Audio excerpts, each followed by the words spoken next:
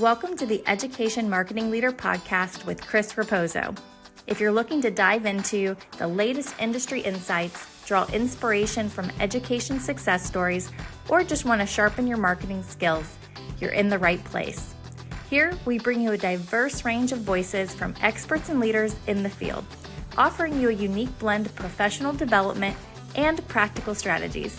Whether you want to understand your audience better, stay updated with the latest tech trends in marketing, or expand your professional network, we've got you covered.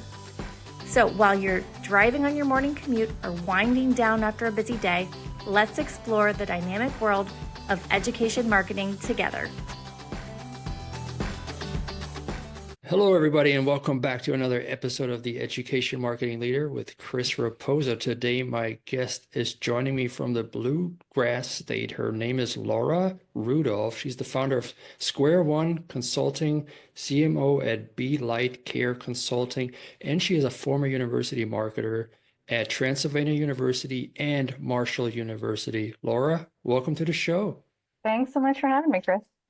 It's great to have you here. So we talked to Laura a little bit about her passions in the pre-interview, and one thing that really stood out to me was her passion for marketing and communicating with overlooked audiences such as parents and counselors when they decide where to go to school. So Laura, you wore many hats in your career on campus at a university as well as with your consulting.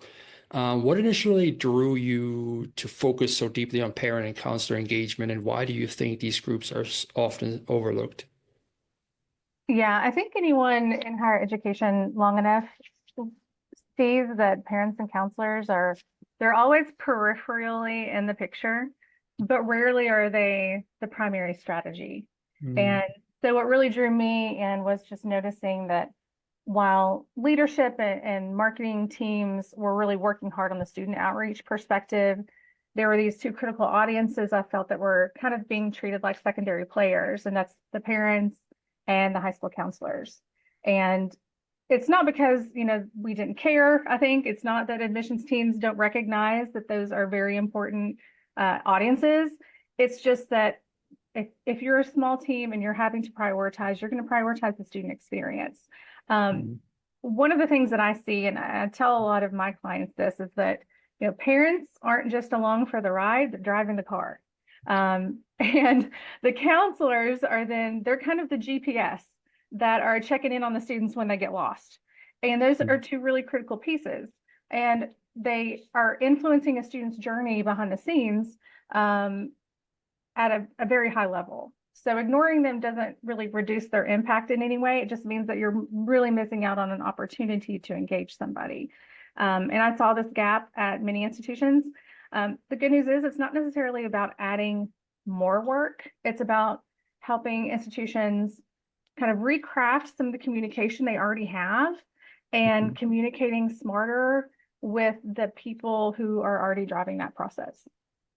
I love that analogy. The parents are driving the car. They're literally driving the car because they're driving the kids. Yeah. They're driving the kids to campus, for those visits. And then I love the counselors, the GPS, because those are the trusted advisors while they're in high school, right, or wherever. So definitely want to include them as well. And I think if you have an issue with some of these counselors, that leave a bad taste in their mouth, which then they will choose another institution over yours just because of the interaction they have with the particular person that they interacted with at the university. But let's talk about that. Common missteps that institutions make when trying to connect with parents during the college search process. What have you seen?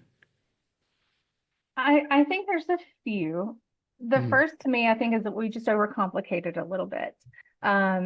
And one of the things I hear a lot is, why don't you have a parent communication strategy? The answer is often, well, we would engage parents, but, we don't get their contact information until they submit their application.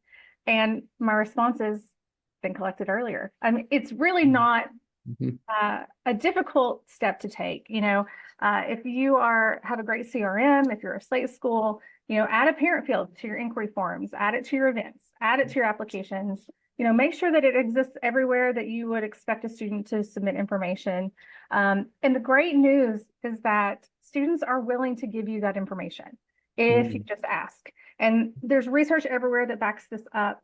In particular, I can remember some from Mongoose that said they found that participation jumps when you just explain why you want to engage the parent.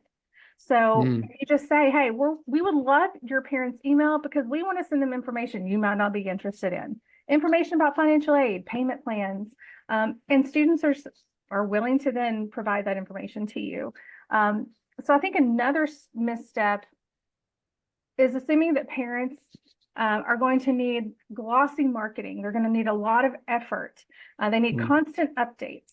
But the thing is, they really don't. Parents are just looking for clarity. They just want transparency. And I think sometimes we complicate this too much in our brains about what we're going to need to fulfill a communication plan for them. Really, the parents care about a couple of things. They care, how much is it going to cost? What are the career outcomes for the major my student's interested in? Is my student going to be safe? Are they going to have support services? And if your communication isn't answering these questions, then you're just missing out. The good thing is that there's a very easy solutions for this. And a lot of these conversations and a lot of this messaging already exists somewhere. We're just needing to repurpose it for this audience. So it's not necessarily a significant additional lift. And it's just going from being reactive to proactive. Because by the time you admit a student, it's too late to start building trust with that parent. They already have an idea of what your institution is like and have a perception of it. Absolutely. That just brings me to a couple of things. First of all, students are willing to give the information if you give them a reason, right? You've probably heard of the study that if you give somebody a reason for wanting something, they're more likely to give you that information instead of just saying, hey, can I get your parents' email address? And they're like, why? But if you say, hey, because I want to send them more information, it's like that story. There was a case study done, you may have heard of it, where there's a line at the copy machine. And if somebody stands behind them and they say, hey, can I make some copies? But they want to cut the line, they're probably going to get pushback. But if they say, hey, can I make some copies because of this important meeting coming up? A certain amount of people were willing to let that person jump ahead of them. And then they did the case study again, and they said, simply the word because and giving a reason to do a particular act, they said, this person went to the line to that person who made copies, and they say, can I make copies of this document just because I have to make a copy of this document? Just simple explanation, right? Obviously, you have to make a copy of it, but they would let that person ahead because they gave the explanation as to why they wanted a particular thing. And then the other thing, what you said is that the parents want the reassurance, right? As a parent myself, I want to make sure that my kids are safe. I want to make sure what am I signing up for? And then is my kid going to be ready to be launched? Because the last thing I want is have tuition debt and then my little guy coming back into my house, right? When I was ready to be an empty nester. And one more thing I heard in the past was with Gen Zers, especially, a lot of them don't look at their emails, but the parents will. And the parents will remind them about important deadlines, and they will help them down the nurture path, right? To make sure, hey, this deadline is coming up. Did you submit all your documents? So it is just another sense of accountability there, not just the student who may miss an email or two, but also the stakeholder has a lot of stake at it as well. But let's talk about your experience consulting university and colleges. What does it look like when a university really gets the parent engagement right? Yeah, a great question. I think number one, it's being proactive, right? And prioritizing them as a key audience in your communication. A great way to do that is creating your own surveys. This is something I will die on a hill on because I think that there's great information and great data out there, right? We see higher education companies that come out with great white papers that give us some really strong information that we can utilize to develop our communication flows. In my experience, I've worked at a lot of very small private liberal arts colleges, regional colleges, where maybe 70, 80, even upwards of 90% of your students are within 90-mile radius, 120-mile radius of your campus. And they might just think a little bit differently than some of these, the national data might show. So I'm very strongly believe that you need to be doing some primary research of your own. And we have always done that at my past institutions through surveys. I survey students, but I survey the parents. And I will survey the parents that matriculated, their students matriculated, and the ones that did not matriculate. And we adjust those questions accordingly. We ask questions not only about the content of the information, but the delivery method of that information. We also ask about frequency. How often do you want this?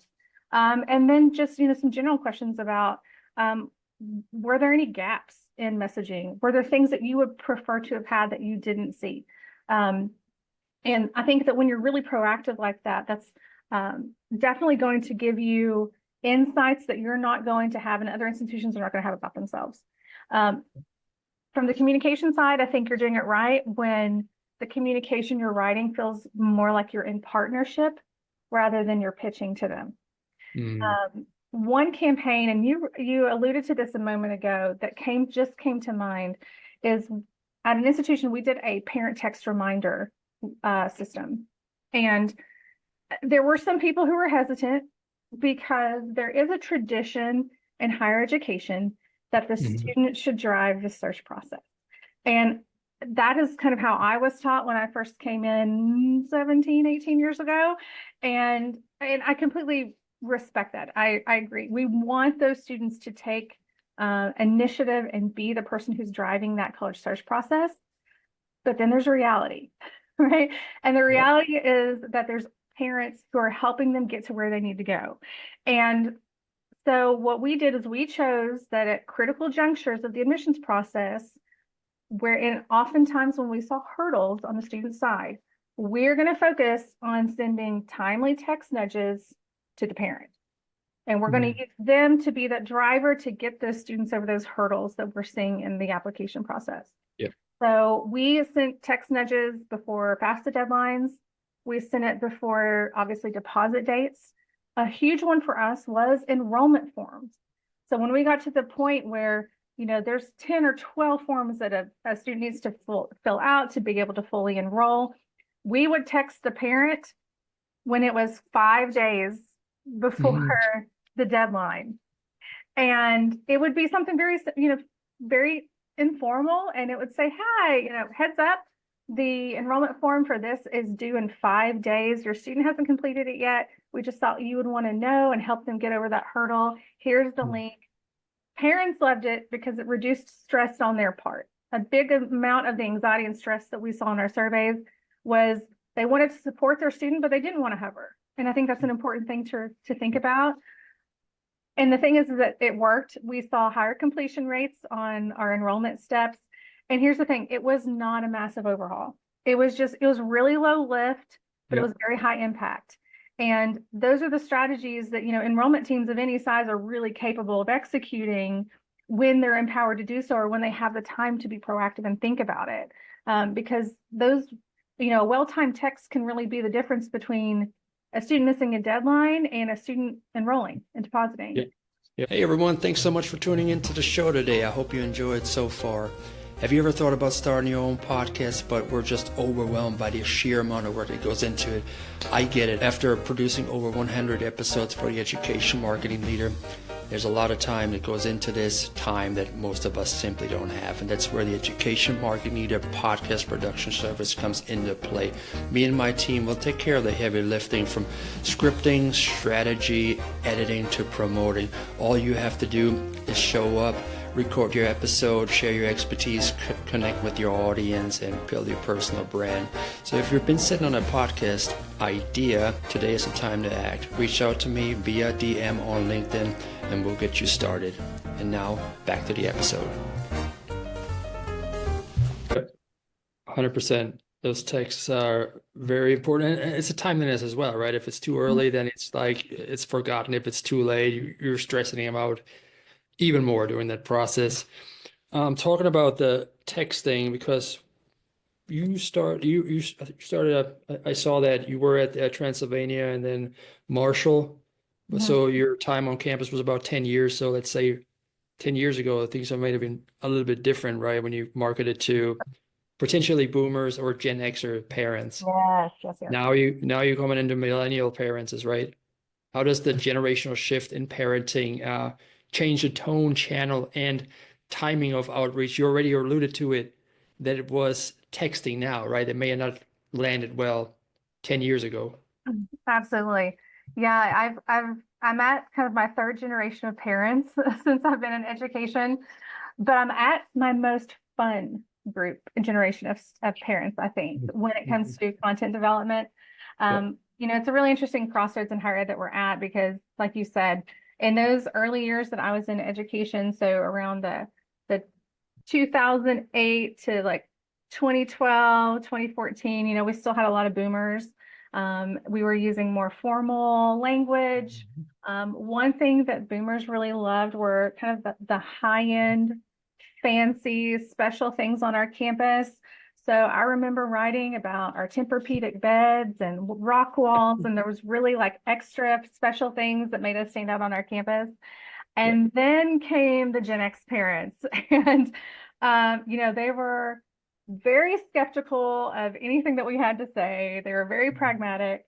They very financially cautious, much more than the boomer generation.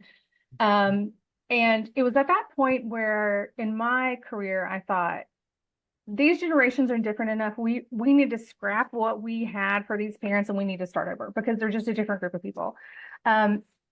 Millennials are now kind of coming in. I'm a millennial parent myself. And what's interesting is that they're not too far off, I think, from the Gen Xers in the way that they think.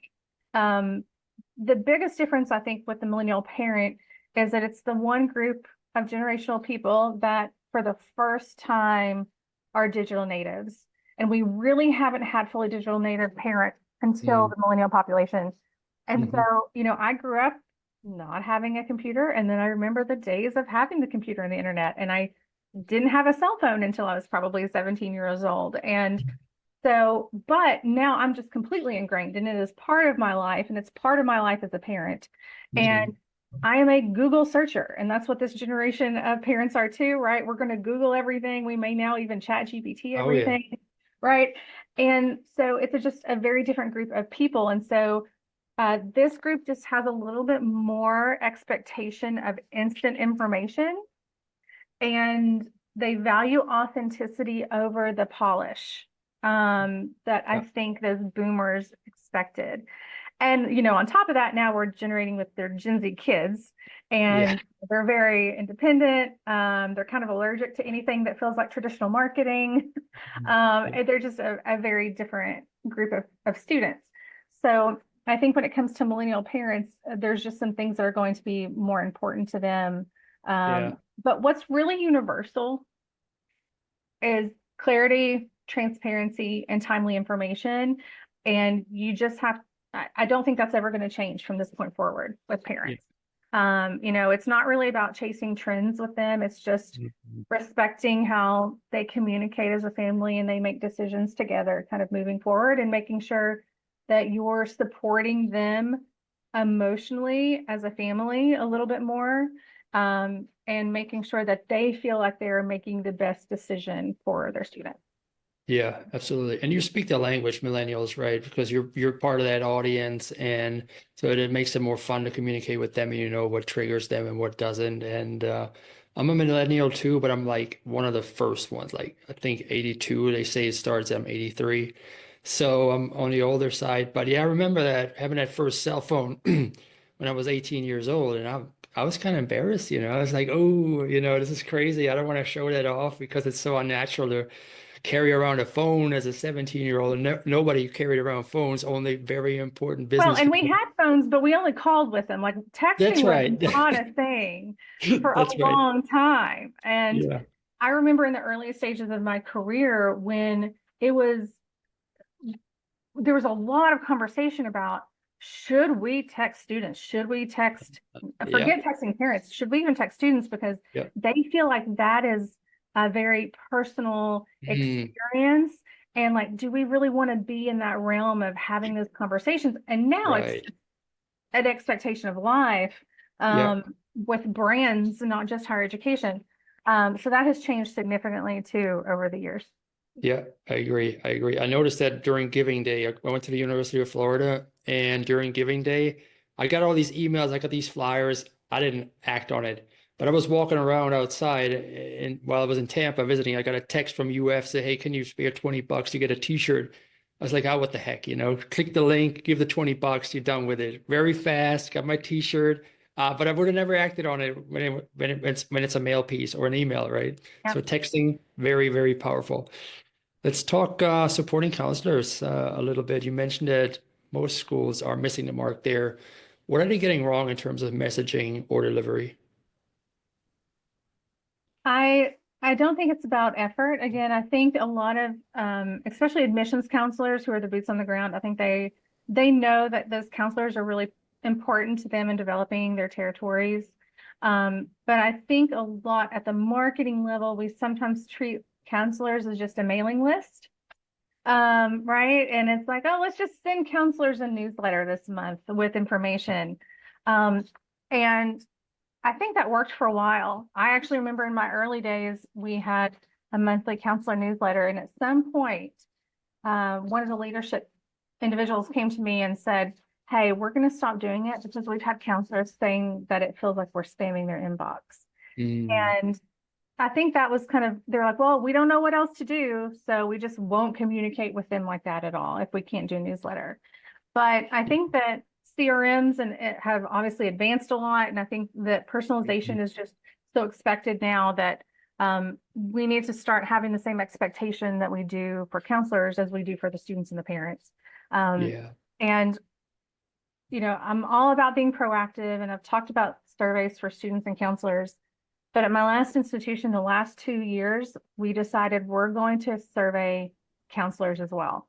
Nice. And I can't tell you how many emails we had responding, thanking us for asking for their input.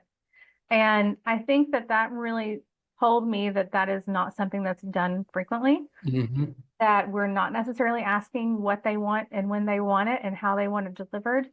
And there was just a really healthy thank you from a lot of them for respecting that's something that we needed to do.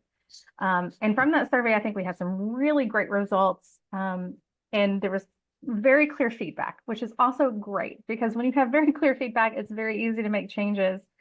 The one thing was, please be transparent and just skip the marketing fluff, right? They just wanted the information. A lot of these counselors have been in higher education before, they know the drill, they know what to expect, and they just really want straight information. They want to know what is missing long before the deadline hits and who is missing it specifically at their school, Yes. And so we started implementing emails. We used some pretty in-depth segmentation in our system. We were a slate school, and we provided in email, hi, counselor name, this is your high school. Here are all your students that are incomplete applicants. Here are your students who have completed their application, but have not yet been admitted. So if they ask you any questions, we're still in the process of reviewing their applications. Here are the students who have been admitted and we don't have a deposit for yet. And here are the students who have been deposited. And we would send those different emails throughout the year. They loved those.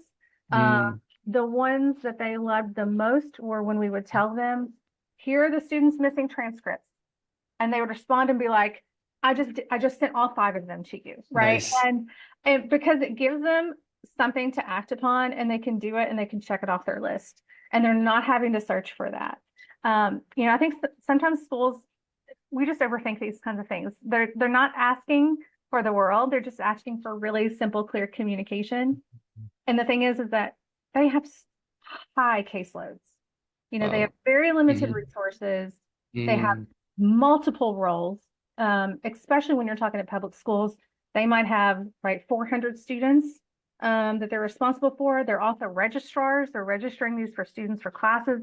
Sometimes they're also the mental health counselors that students are having to come to. And so they're just juggling so much that it's more than college advising. And if your communication isn't designed to save them time, then it's probably going to get ignored. And it's not because they don't care. They care so much. It's just they don't have the time to afford that extra effort to get to where you need them to get to. It's a lot. It's a lot. If you lighten the load a little bit, or you know, alleviate the friction, they love you for it. Like you could tell when they send you the email, and also make them feel seen, right? It's kind of like the Maslow's hierarchy of needs: self-actualization, esteem, love and belonging, safety and needs, psychological needs, and there the esteem, the self-respect, right? Everybody wants to be respected. Everybody wants to be seen, and if they see that coming from you, they will be reciprocated, and then you know you'll get the benefits from that as well. Now, a little bit of research on you when I planned this episode, you mentioned something about the psych framework. Can you walk us through one of the psychological insights that shifted how you approach counselor communication? Yeah, absolutely. And I promise this isn't theory for theory's sake. I think there's a lot of great principles out there that can just teach us a lot about how humans work and ways to build relationships with people. And one framework that really changed how I approach counselor communication is called social exchange theory. And it's pretty simple. It's, you know, people engage in relationships, so whether they're personal or they're professional, when the benefits outweigh the cost. So I started looking at every touch point with counselors through that social exchange theory lens. So is this email providing value, or is it just adding to the clutter? Are we making it easy for counselors to get what they need, or are they having to jump through more hurdles? Are we being transparent enough to build trust with them, or are we kind of putting up some marketing language here to make it sound better than what it really is? And once you start to see it that way, I think you are able to shift your communication in a way where it's not checking a box. It's how can we maximize value and minimize effort for the counselor? So instead of sending a very generic update, build a personal status, you know, student status report of where their students are, what they're missing, and where they're at. Clear benefit saves them time, right? They're not having to go somewhere to find that information. Another piece is reciprocity. You know, counselors are more likely to engage with us and advocate for our school when, and, you know, respond when we need help. And so being able to provide them with that information makes them better advocates for you as an institution. And they're more likely to talk to students about your institution when they know that you're doing what you can to make their lives easier, because the way that you're treated as a counselor, the way you're treated on your campus is how you can expect to be treated when you are a student. That's right. That's absolutely right. I love that reciprocity. Now we talked about there's a lot of work to do. Counselors have their plates full, but so do university marketers. People are moving around, positions are backfilled. Do you see opportunities for schools to create like an overlapping strategy that serves both parents and counselors, or do they require fundamentally different approaches? Honestly, I think there's a lot of simple things that schools can do that counselors and parents consistently tell us that they really appreciate. And I don't think, you know, the good thing, none of them require a big budget. Most of them do not require a massive overhaul. And so I think there's a few really low effort, high impact tweaks that you can are given to us straight from the mouths of counselors and parents that you can kind of create. For counselors and specifically, when we asked them, in what way do you want information communicated to you? 75% of those counselors preferred having a dedicated web page where they can just bookmark, they can get there, they can find the deadlines, application requirements, scholarship information, contact details. And I realize it sounds very basic, but you would be surprised how many schools really bury this information in different departments or different pages. So just giving a counselors kind of a one-stop shop, you can really reduce their workload. If you are a Slate school, slate.org is a great opportunity for you to use. And over 70% of counselors in our survey said that they would actively use it if we provided meaningful information there. Now, with that being said, we had slate.org, but we also still provided them those emails with their students' names, because we know it does not hurt to put information in multiple places for them. I think automating emails, they don't want weekly newsletters. They just want things when it's really important. So maybe it's a monthly or deadline-based email that says, here's what's coming up. Here's something that's changed. Here's how we can help you and what we're focusing on this month. And it can be by territory, it can be by school. And I think that that's usually pretty easy because it's information you already know as a counselor. It's not a heavy lift. You also don't have to write it in a very professional way. We need to see we need to see counselors as our colleagues and as our collaborators. And if we see them in that way, communicating them just very clearly is all you need to do. I think that that's really an easy thing to do. I think a third thing that's incredibly beneficial is taking content that you've already pre-written for students and just adjusting it for a parent is going to help answer some of the questions parents already have. For example, at my last institution, we were located in a downtown city. And so we had safety concerns from both the parent and student side.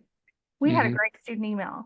All we did was we took that information, we kind of tweaked it and crafted it for the parent, and we used it for both. It was not a heavy lift. It already pre-exists. And I think the more frequently you can use content in multiple places, it's going to be an easier lift on you as a counselor or as a marketing team. So those are kind of some of the things that I think are pretty easy lifts for institutions to kind of start the path of communication for these audiences.